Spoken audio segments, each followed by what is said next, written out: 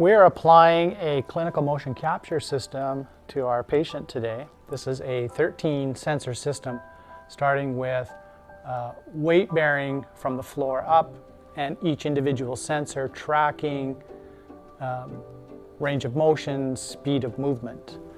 Each of the sensors is applied to a specific location.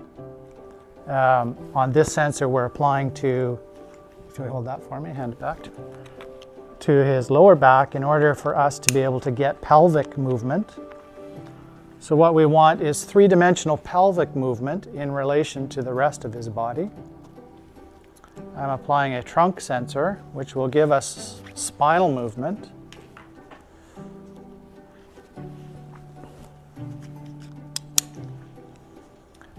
And I'll just spin you around here, Tom.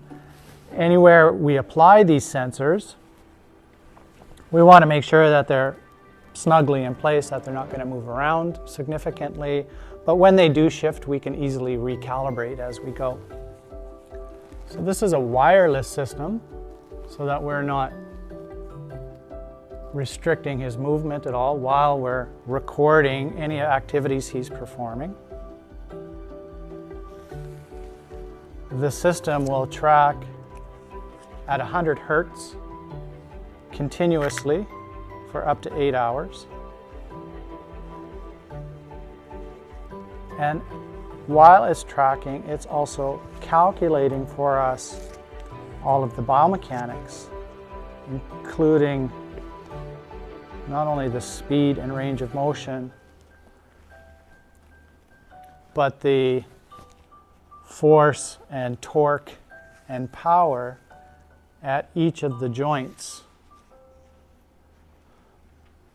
The system will also record for us and calculate how long he held certain positions for. So while I'm doing assessments or treatment, if I wanted to know how long our patient was capable of sitting or standing, the sensors will track for me how long he held any of those positions. If I was working with a patient at work, I could also use the sensors to track what they're doing at their job site, and it will continuously record without me specifically having to be there to monitor what they're doing. I would also add weight bearing, but in this case for speed we won't. But the weight bearing would allow us to track how much weight on either foot. The calibration requires our patient to stand in a neutral position with feet roughly shoulder width apart. Feet are straight and in line. Knees are locked. Elbows are locked with hands roughly by your side, and then looking straight ahead.